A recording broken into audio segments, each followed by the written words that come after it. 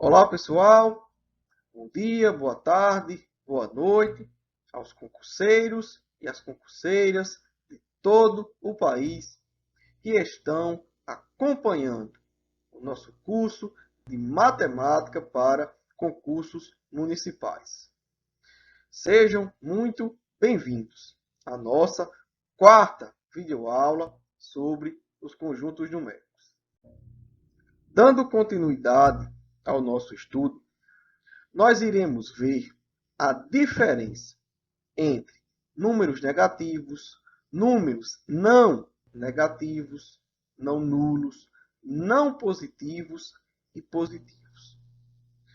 Nós iremos ver também o que significa cada uma dessas simbologias, envolvendo os conjuntos numéricos. Para a gente entender esses conceitos, essas simbologias, nós vamos trabalhar com um exemplo genérico, um conjunto numérico genérico. Vamos considerar o conjunto X formado pelos números -4, -3, -2, -1, 0, 1, 2, 3 e 4. A partir desse conjunto, nós iremos entender a diferença entre esses conceitos e o que significa cada uma dessas simbologias. Quando um conjunto numérico vem acompanhado de um asterisco na parte superior, esse asterisco significa que, do conjunto original, o número 0 vai ser retirado. Se nós olhamos para um conjunto que não possui o número 0, só possui números negativos e positivos, isso significa dizer que esse conjunto é formado por números não nulos. Então, o asterisco na frente de um conjunto numérico não é um erro de digitação. Ele não está aí por acaso. Ele tem um significado. E o significado é a retirada do 0 do conjunto original. Beleza? A próxima simbologia é o conjunto que vem com o símbolo de mais na frente. O que é que isso significa? Isso significa que do conjunto original, nós vamos retirar os números negativos. Se nós retiramos os números negativos e ficamos com o 0 e todos os números positivos, isso significa que nós temos um conjunto numérico formado por números não negativos. Professor, eu estou entendendo. Quer dizer que se um conjunto vier com o símbolo de menos na frente, significa que nós vamos retirar os números positivos do conjunto original? Exatamente. Se um conjunto tem o menos na frente, é porque nós vamos retirar os números positivos do conjunto original. Vamos ficar com o 0 e todos os números negativos. Ou seja, nós teremos um conjunto formado por números não positivos. Tudo bem, pessoal? Estão entendendo cada uma das simbologias, cada um dos conceitos? Professor, eu estou, mas me diga uma coisa, essas simbologias podem aparecer juntas sem problema algum, pessoal. Se um conjunto numérico vem com o asterisco e com o símbolo de mais na frente, significa dizer que do conjunto original nós vamos retirar o 0 e todos os números negativos. Ou seja, nós vamos ficar apenas com os números positivos do conjunto original. A mesma ideia, se um conjunto vem com o asterisco e o símbolo de menos na frente, significa dizer que do conjunto original nós vamos retirar o zero e todos os números positivos, ou seja, nós teremos um conjunto formado apenas por números negativos. Então, essa é a diferença entre cada uma dessas nomenclaturas e cada uma dessas simbologias. Números negativos, não negativos, não nulos, não positivos e positivos. Beleza, galera? Beleza, professor. Eu só fiquei curioso para saber como é que isso cai nos concursos. Então vamos ver? Vamos fazer um exercício. Esse exercício foi cobrado no concurso da Prefeitura de Petrolina, no estado do Pernambuco, para o cargo de guarda municipal. Considerando o conjunto dos números inteiros não positivos, que é representado por Z-, e o conjunto dos números naturais, que é representado por N, assinale a alternativa que indica corretamente quantos elementos possui o conjunto formado pela interseção entre o conjunto dos números inteiros não positivos e o conjunto dos números naturais. Então, vamos lá. Vamos resolver esse exercício. Galera, vamos lá. Quem é o Z-? O Z- é o conjunto dos números inteiros não positivos. Ou seja, é o conjunto dos números inteiros formado pelo zero e por todos os números negativos.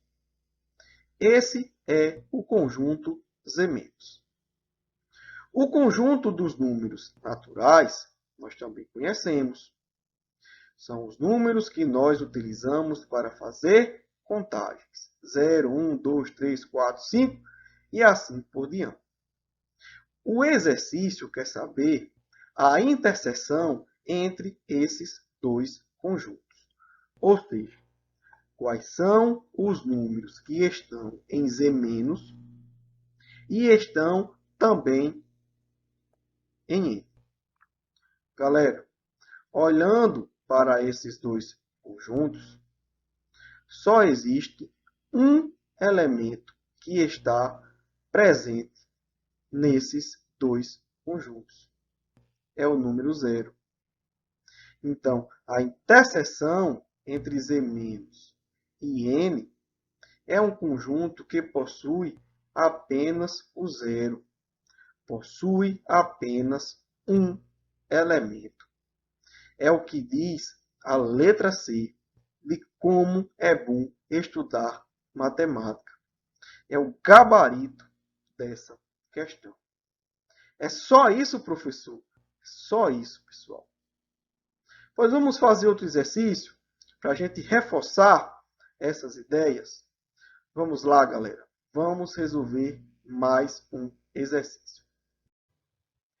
Concurso da Prefeitura de Teresópolis, no estado do Rio de Janeiro, para o cargo de professor de matemática. Um conjunto X é descrito por uma propriedade que o identifica. Quem são os elementos do conjunto X? São números que podem ser escritos na forma de fração, em que numerador e denominador são números inteiros. Obrigatoriamente, o denominador é um número diferente de zero e todos os números pertencentes ao conjunto X são menores do que zero. Essas são as características desse conjunto. Utilizando a representação simbólica dos conjuntos numéricos, é correto afirmar que... Galera, quais são as características dos elementos do conjunto X? São números que podem ser escritos na forma de fração. Diante dessa informação, qual é o conjunto numérico que nós podemos associar a ela? Nós já vimos. O conjunto dos números racionais. É esse conjunto que possui essa característica. Os elementos podem ser escritos na forma de fração. Então, o conjunto X ele é formado por números racionais. A segunda característica é de que os elementos do conjunto X são menores do que zero. Então, isso significa que do conjunto dos números racionais, nós vamos retirar o zero e pegar todos os números negativos. O que é que nós podemos concluir, galera? Que o conjunto X é formado por números racionais negativos. É o que nos diz a alternativa D. Tudo bem? Ficou entendido como é que esse assunto de representação dos conjuntos numéricos podem ser cobrados na sua prova? Entendi, professor. Eu estou entendendo. Ótimo, pessoal. Fico muito feliz com isso. O que é que nós podemos concluir? Compreendido o conceito do que são os números não nulos, os números não negativos, não positivos, os números negativos e os números positivos, nós podemos aplicar esses conceitos em cada um dos conjuntos numéricos. E assim saber quais são as características, as propriedades de cada um deles. Beleza, galera? Vamos prosseguir com o nosso curso. Galera, nós acabamos de resolver um exercício o qual a gente precisou recorrer à ideia do que são os números racionais. Nós vimos que os números racionais são os números que podem ser escritos na forma de fração. Beleza. Quais são especificamente os números racionais? São todos os números inteiros e os números decimais. O que nós vamos aprender a calcular agora são as frações que representam números decimais. Quando nós olhamos para números decimais que possuem finitas casas decimais, é muito simples a gente conseguir uma fração representativa desse número. Por exemplo, o número 1,5 é um número decimal, é um número com vírgula. Para a gente encontrar uma fração que represente o número 1,5, por exemplo, basta a gente pegar o 15 e dividir por 10. Uma casa decimal, um zero. Quando nós olhamos para o número 4,81, é fácil a gente representar esse número na forma de fração. Basta pegar o número 481 e dividir por 100. Duas casas decimais, dois zeros. Professor, e se fosse 3, dividia por 1000? Exatamente, pessoal. O número 0,625, para que a gente possa representar esse número na forma de fração, basta pegar o número 625 e dividir por 1000. 3 casas decimais após a vírgula nós temos 3 zeros.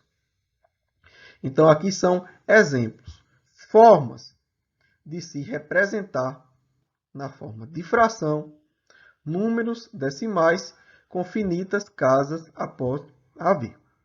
Beleza? Beleza, professor. Entendi. Ótimo. Agora, nós vamos aprender a como representar na forma de fração as dízimas periódicas. Galera, as dízimas periódicas possuem duas estruturas. A primeira que nós vamos estudar são dízimas que, após a vírgula, já se inicia o período.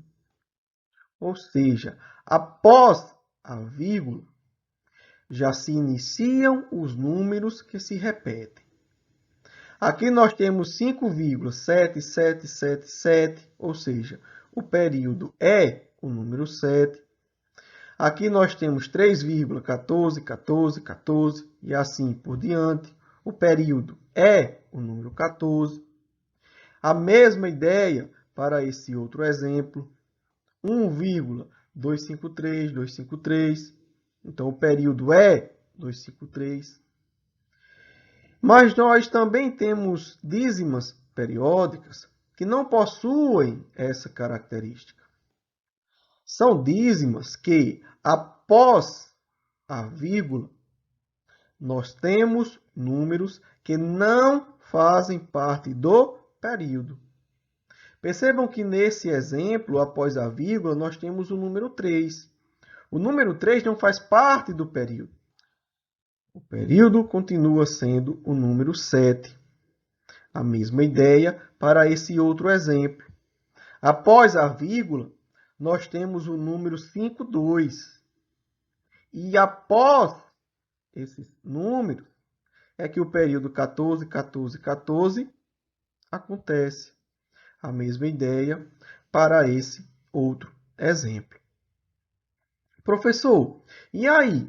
Como é que a gente consegue encontrar uma fração que represente uma dízima periódica? Nós conseguimos encontrar essa fração através do conceito da fração geratriz. O que é a fração geratriz?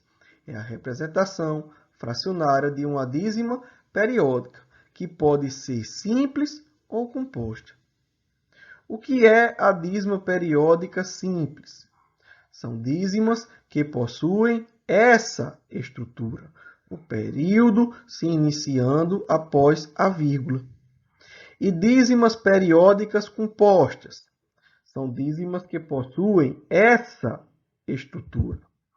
Dízimas que, após a vírgula, existem números que não fazem parte do período. Para cada uma dessas situações, existe uma forma de calcular a fração geratriz, ou seja, a fração representativa da dízima periódica. E é exatamente isso que nós vamos ver agora. O que nós vamos fazer é seguir um passo a passo. Fazendo esse procedimento, nós conseguimos encontrar a fração geratriz de qualquer dízima periódica. Vamos fazer esse exemplo com calma. E aí nós iremos resolver exercícios, fazer outros exemplos, para a gente ver cada uma das situações das dízimas periódicas. Beleza? Então vamos lá. Encontre a fração geratriz da dízima periódica. 5,77777 e assim por diante. Então vamos lá. Qual é o primeiro passo? O primeiro passo é a gente pegar todos os números, olhando da esquerda para a direita, até o final do primeiro período. Nessa dízima, nesse exemplo, qual é o primeiro período? Ora, é o número 7. Ó. Esse número aqui, a partir dele, já começa a se repetir. Então, nós vamos pegar o 5 e o 7, ou seja, o número 57. Beleza? Qual é o segundo passo? O segundo passo é a gente pegar todos os números que não fazem parte do período. Bom, se o período se inicia nesse número 7, só existe um número que não faz parte do período. É o número 5. Então, está aqui. Peguei o número 5. O passo 3 é o seguinte. Eu vou pegar um número 9 para cada algarismo que faz parte do período. Então, nesse exemplo aqui, o período é formado por apenas um algarismo, o número 7. Então, nós só vamos ter um número 9. Professor, se o período fosse formado por dois algarismos, nós iríamos ter dois números 9? Exatamente. Essa é a ideia. Nós vamos fazer exercício com essa situação. Vamos lá. Galera, feitos esses passos, nós temos uma formulazinha e nós vamos substituí-los nela. Vejam só. Nós vamos pegar o passo 1 menos o passo 2 e dividir pelo passo 3. Ou seja, qual foi o valor que nós encontramos no passo 1? Nós encontramos o número 57. Menos. Qual foi o valor que nós encontramos no passo 2? Foi o número 5. Então, menos 5. Tudo isso vai ser dividido pelo passo 3. Qual foi o número que nós encontramos no passo 3? O número 9. Então, vamos dividir 57 menos 5 por 9. Bom, 57 menos 5 dá 52. Então, nós vamos pegar 52 e dividir por 9. Galera, eu não tenho dúvida alguma. Se vocês aí pegarem a calculadora ou fizerem no caderno de vocês a divisão do número 52 por 9, essa divisão vai dar exatamente o número 5,77777, enfim. Ou seja, 52 sobre 9 é a fração geratriz dessa dízima periódica.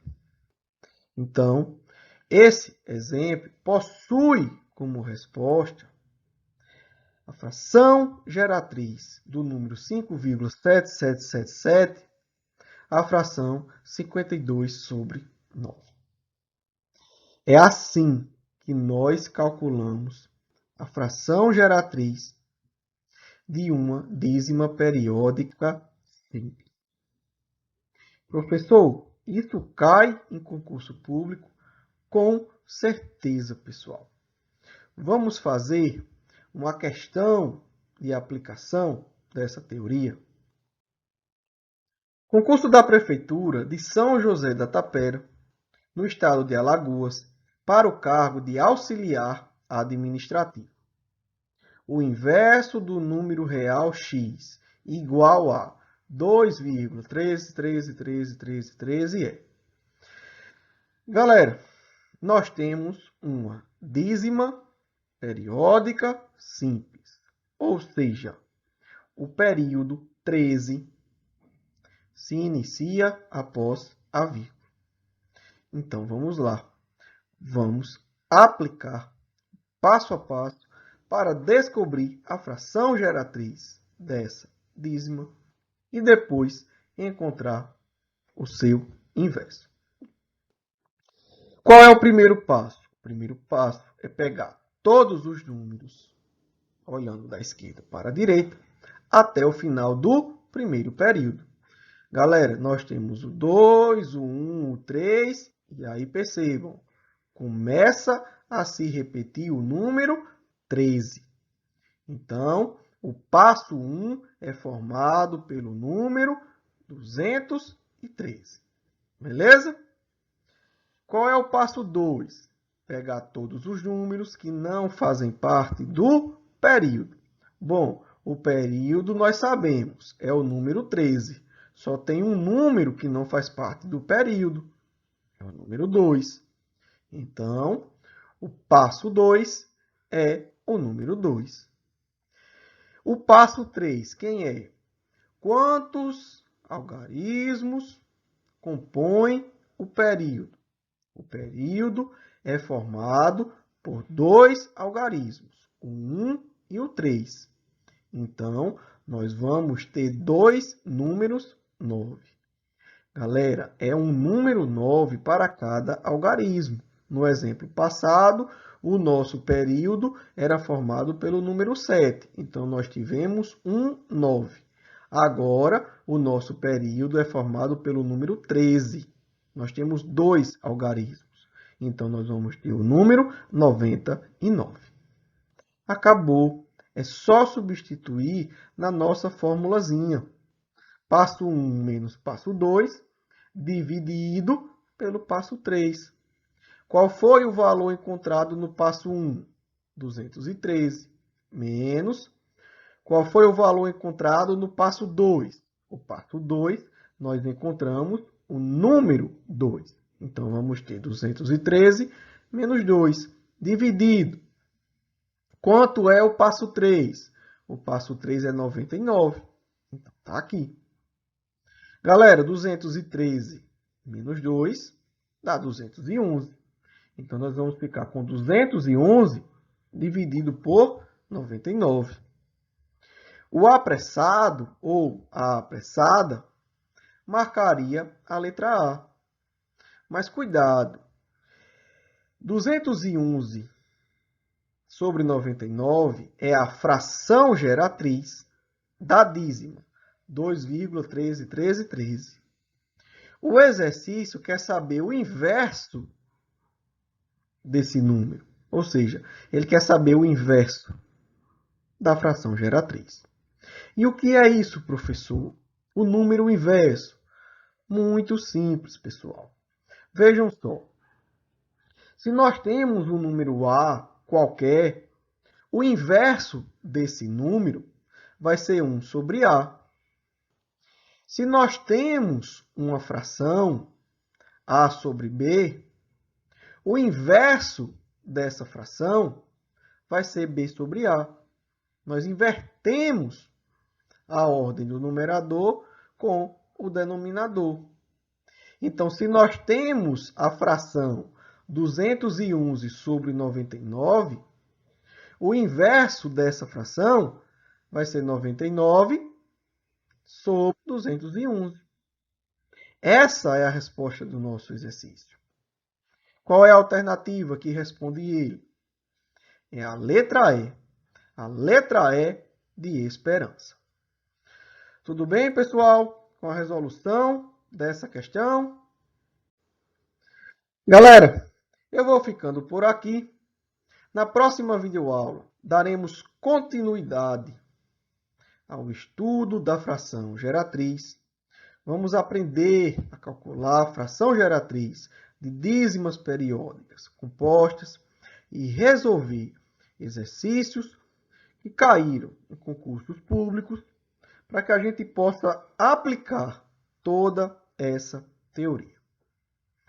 Se gostou desse vídeo, inscreva-se no nosso canal, deixe um like, deixe um comentário. Esse retorno que vocês nos dão é muito importante. Fiquem com Deus, um forte abraço e até a próxima videoaula.